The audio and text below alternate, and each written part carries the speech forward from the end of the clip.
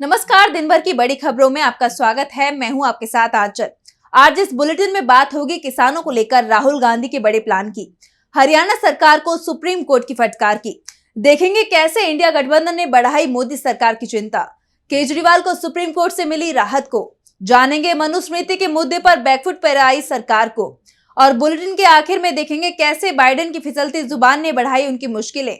लेकिन दिन भर की तमाम बड़ी खबरों से पहले एक नजर आज की सुर्खियों पर। नेपाल में पीएम पुष्प कमल दहल ने दिया इस्तीफा। संसद में विश्वास प्रस्ताव पर हुई वोटिंग में हारी प्रचंड सरकार। केपी शर्मा ओली की तरफ से सरकार बनाने का दावा पेश। अमेरिकी उपराष्ट्रपति कमला हैरिस ने राहुल गांधी को किया फोन। यूएस राष्ट्रपति चुनाव से पहले हुई बातचीत। नीट केस में आरोपी गंगाधर गुंडे को जमानत मिली। सीबीआई ने एक जैसे नाम की वजह से गलत व्यक्ति को पकड़ा था। शेयर बाजार में भारी उछाल। 622 अंकों की तेजी के साथ 80,519 पर बंद हुआ सेंसेक्स, तो वहीं 195 अंकों की तेजी के साथ 24,511 पर बंद हुआ निफ्टी। ये तो थी सुर्खियां। अब बात आज की सबसे बड़ी खबर की। हाल ही में संयुक्त किसान मोर्चा की बड़ी बैठक हुई। बैठक में तमाम किसान नेता शामिल हुए। बैठक में कई अहम फैसले भी किए गए। इस बीच अब खबर आ रही है कि किसानों ने राहुल गांधी से बड़ी मांग कर दी है और राहुल ने भी किसानों की मांग को स्वीकार कर लिया है, जिससे मोदी सरकार बैकफुट पर आती दिख रही है। तो कैसे किसान और राहुल ने बढ़ा दी मोदी सरकार की परेशानी, देखिए रिपोर्ट। पंजाब हरियाणा बॉर्डर पर किसानों का आंदोलन जारी है। इस बीच संयुक्त किसान मोर्चा ने एक बार फिर एमएसपी गारंटी कानून सहित अपनी तमाम मांगों को लेकर आंदोलन करने का फैसला किया है। वहीं माना जा रहा है कि एमएसपी गारंटी कानून को लेकर राहुल गांधी सदन में इस आंदोलन का चेहरा बन सकते हैं। बता दें कि आंदोलन शुरू करने से पहले एसकेएम सत्ता पक्ष और विपक्ष के नेताओं से मुलाकात कर उन्हें अपना संशोधित मांग पत्र सौंपेगा। वहीं एसकेएम के नेता 16 से 18 जुलाई के बीच पीएम मोदी, नेता प्रतिपक्ष राहुल गांधी और तमाम सांसदों को अपनी मांगों से जुड़ा ज्ञापन सौंपेंगे।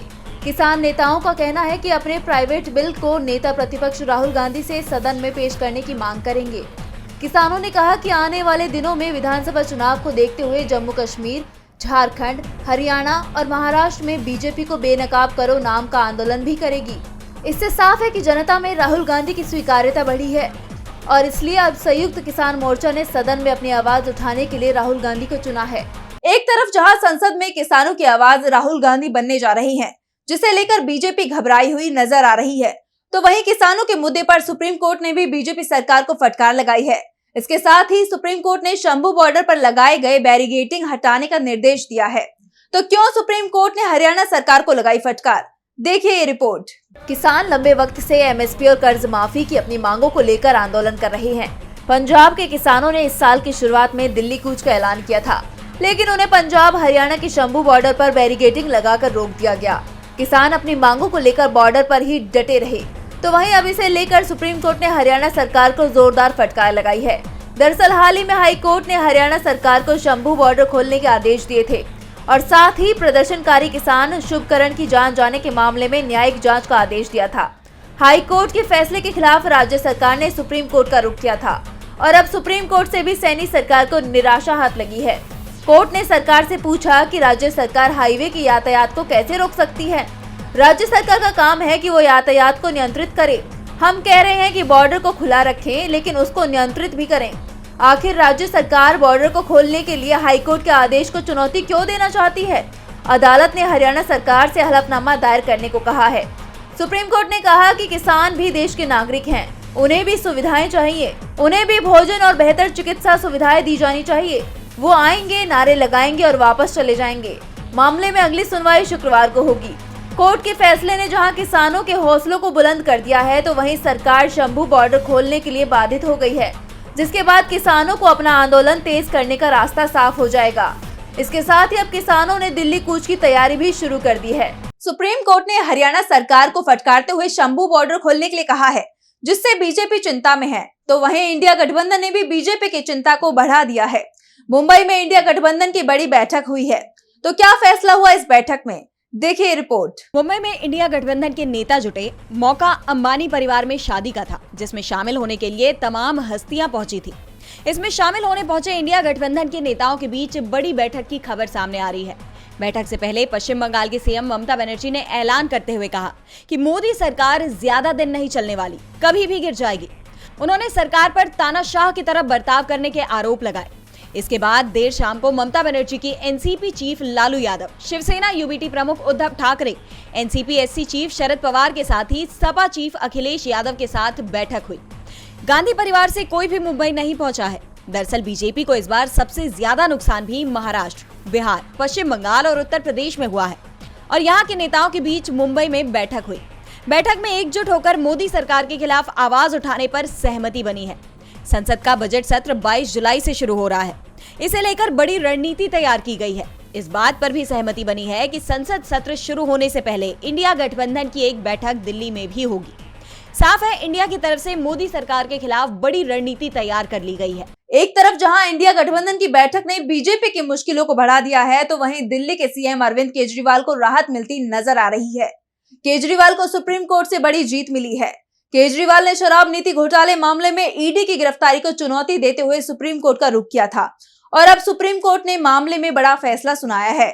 तो क्या है सुप्रीम कोर्ट का फैसला, देखिए रिपोर्ट। दिल्ली के मुख्यमंत्री अरविंद केजरीवाल को सुप्रीम कोर्ट से बड़ी राहत मिलते हुए नजर आ रही है। सुप्रीम कोर्ट ने शराब नीति घोटाले के पीएमएलए मामले में केजरीवाल को अंतरिम जमानत दे दी है। जस्टिस संजीव खन्ना ने जमानत देते हुए कहा कि केजरीवाल 90 दिन से जेल में है, इसलिए उन्हें रिहा किए जाने का निर्देश देते हैं।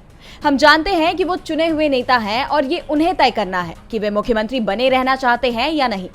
ईडी की गिरफ्तारी को वैध बताने वाले लोअर कोर्ट के फैसले को पढ़ते हुए जस्टिस खन्ना ने कहा कि हमने ये भी माना है कि केवल पूछताछ आपको गिरफ्तार करने की अनुमति नहीं देती है। ये पीएमएलए की धारा 19 के तहत आधार नहीं है। इसके साथ ही कोर्ट ने केजरीवाल के केस में सुनवाई करने के लिए 3 जजों की बड़ी बेंच अपॉइंट करने के निर्देश दिए हैं। कोर्ट ने कहा कि हम ये मामला बड़ी बेंच को ट्रांसफर कर रहे हैं। गिरफ्तारी की पॉलिसी क्या है, इसका आधार क्या है, इसके लिए हमने ऐसे 3 सवाल भी तैयार किए हैं। बड़ी बेंच अगर चाहे तो केजरीवाल की अंतरिम जमानत पर बदलाव कर सकती है। बहरहाल बड़ी बेंच की सुनवाई तक अरविंद केजरीवाल की जमानत वैध है। बता दें कि ईडी ने 21 मार्च को सीएम को गिरफ्तार किया था। केजरीवाल ने अपनी गिरफ्तारी को और ईडी की हिरासत में भेजे जाने को चुनौती देते हुए दिल्ली हाईकोर्ट में याचिका दाखिल की थी। हाईकोर्ट ने गिरफ्तारी को सही ठहराया था, जिसके खिलाफ केजरीवाल ने सुप्रीम कोर्ट का रुख किया था। सुप्रीम कोर्ट ने ईडी के मामले में तो केजरीवाल को अंतरिम जमानत दे दी है, लेकिन अभी भी केजरीवाल जेल से रिहा नहीं हो पाएंगे। जब तक सीबीआई मामले में फैसला नहीं आ जाता, तब तक केजरीवाल जेल में ही रहेंगे। 17 जुलाई को सीबीआई मामले में सुनवाई होनी है। ईडी मामले में सीएम केजरीवाल को जमानत मिलने के बाद सीबीआई मामले में भी केजरीवाल की जीत के कयास लगाए जा रहे हैं, तो वहीं सरकार बैकफुट पर नजर आ रही है। तो दूसरी तरफ डीयू के सिलेबस में मनुस्मृति को शामिल किए जाने के मामले में नया मोड़ आ गया है। दिल्ली यूनिवर्सिटी में मनुस्मृति को लेकर विरोध जताया गया। अब इस मामले में डीयू प्रशासन ने बड़ा फैसला सुनाया है। तो क्या है पूरा मामला, देखिए इस रिपोर्ट में। मनुस्मृति को लेकर दिल्ली यूनिवर्सिटी प्रशासन बैकफुट पर आ गया है। दरअसल गुरुवार को डीयू के लो छात्रों के सिलेबस में मनुस्मृति को शामिल करने की बात सामने आई थी, जिसे लेकर डीयू के तमाम प्रोफेसरों ने इस फैसले का विरोध जताते हुए वाइस चांसलर को चिट्ठी लिखी थी। लगातार दबाव बढ़ता देख डीयू प्रशासन ने अब इस फैसले को रद्द कर दिया है। विवाद बढ़ता देख वाइस चांसलर का बयान सामने आया है। उन्होंने कहा कि सिलेबस में बदलाव का प्रस्ताव मनुस्मृति को शामिल करने को लेकर था। हमने किताब को शामिल करने और फैकल्टी के जरिए बदलाव के प्रस्ताव दोनों को ही खारिज कर दिया है। इस तरह की कोई भी चीज छात्रों को नहीं पढ़ाई जाएगी। वाइस चांसलर के इस फैसले से पहले टीचर्स, प्रोफेसरों के संगठनों समेत कांग्रेस ने भी इस मुद्दे पर दिल्ली यूनिवर्सिटी के साथ साथ मोदी सरकार को निशाने पर लिया था। कांग्रेस ने पीएम मोदी पर निशाना साधते हुए आरोप लगाया था कि ये संविधान और बाबा साहेब भीमराव अंबेडकर की विरासत पर हमला है। वहीं डीयू के इस फैसले का बसपा सुप्रीमो मायावती ने भी स्वागत किया है। मनुस्मृति मामले ने सियासी पारा हाई कर दिया है, तो वहीं महाराष्ट्र में भी सियासी हलचल तेज है। महाराष्ट्र विधान परिषद में 11 सीटों के लिए आज वोटिंग हुई। वोटिंग समाप्त होने के 1 घंटे बाद काउंटिंग भी शुरू हो गई। इस बार भी जमकर क्रॉस वोटिंग की खबरें आई। वोटिंग के दौरान हंगामा भी मचा। तो क्या रहा चुनाव परिणाम, देखिए रिपोर्ट। महाराष्ट्र विधान परिषद की सभी 11 सीटों के चुनाव परिणाम सामने आ गए हैं, जिसमें सबसे चौंकाने वाला परिणाम मिलिंद नार्वेकर को लेकर है। वोटों के समीकरण में मिलिंद नार्वेकर को सबसे ज्यादा मुश्किल में बताया जा रहा था, लेकिन उद्धव ठाकरे की पार्टी के उम्मीदवार मिलिंद नार्वेकर चुनाव जीत गए हैं। उन्हें पहली वरीयता के 22 वोट मिले, लेकिन शेतकारी कामगार पक्ष के जयंत पाटिल चुनाव हार गए हैं। एमएलसी के चुनाव परिणामों में बीजेपी के सभी 5 उम्मीदवार चुनाव जीत गए हैं, पंकजा मुंडे, अमित गोरखे, परिणय फुके, योगेश टिलेकर सभी पहले दौरे की काउंटिंग में ही जीतने में कामयाब रहे। चुनाव में जीत हासिल करने के लिए पहली वरीयता के 23 वोटों की जरूरत थी और बीजेपी के इन चारों ही उम्मीदवारों को पहली वरीयता के 26-26 वोट मिले।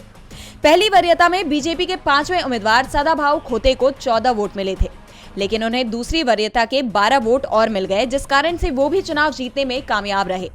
तो दूसरी तरफ अजित पवार गुट वाली एनसीपी के दोनों उम्मीदवार पहली वरीयता के वोटों के आधार पर ही चुनाव जीत गए हैं। भावना गवली को 24 और कृपाल तुमाने को 25 वोट मिले हैं। एकनाथ शिंदे के गुट वाली शिवसेना के भी उम्मीदवार चुनाव जीतने में कामयाब रहे हैं। शिंदे गुट के राजेश विटेकर को 23 और शिवाजी राव गर्जे को 24 वोट मिले। महाविकास अघाड़ी की तरफ से कांग्रेस की प्रज्ञा सातव को 25 वोट मिले, जबकि मिलिंद नार्वेकर को पहली वरीयता के 22 वोट मिले। जयंत पाटिल को सिर्फ 12 वोट मिले, जिस कारण से वो चुनाव हार गए, जबकि पहले माना जा रहा था कि कांग्रेस के वोट जयंत पाटिल को ट्रांसफर हो सकते हैं। लेकिन अंतिम समय पर कांग्रेस ने रणनीति में बदलाव किया और जाटिल की जगह नार्वेकर के पक्ष में वोटिंग कराकर उनकी जीत तय कर दी। अमेरिका में जो बाइडेन को राष्ट्रपति पद से हटाने की मांग की जा रही है, उनकी जगह कमला हैरिस का नाम प्रस्तावित किया जा रहा है। बाइडेन को हटाने के पीछे का कारण उनकी हेल्थ को बताया जाता है। अब फिर से बाइडेन ने ऐसा ही एक बयान दिया है, जिसके बाद से इस विषय पर चर्चा फिर से शुरू हो गई है। तो क्या कुछ कहा बाइडेन ने, देखिए इस रिपोर्ट में। अमेरिका में सियासी पारा हाई है। नवंबर में यहाँ राष्ट्रपति पद के चुनाव होने हैं। चुनाव के लिए जो बाइडेन और डोनाल्ड ट्रंप आमने सामने हैं।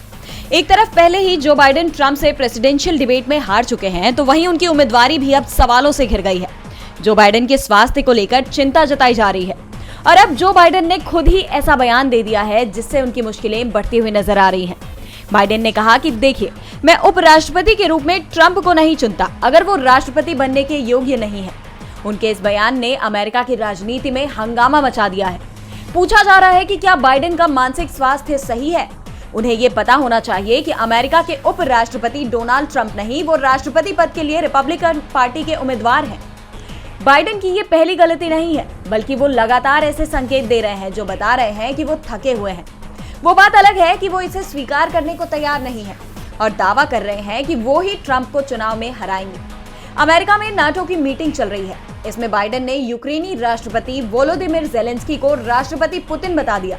बाइडेन के बयान के बाद अब डेमोक्रेट जल्द ही राष्ट्रपति चुनाव को लेकर फैसला ले सकते हैं, क्योंकि अमेरिका में एक और सर्वे रिपोर्ट सामने आई है, जिसमें बताया गया है कि कमला हैरिस डोनाल्ड ट्रंप को चुनाव हरा सकती हैं, जबकि बाइडेन चुनाव लड़ते हैं तो बुरी तरह से हारने जा रहे हैं।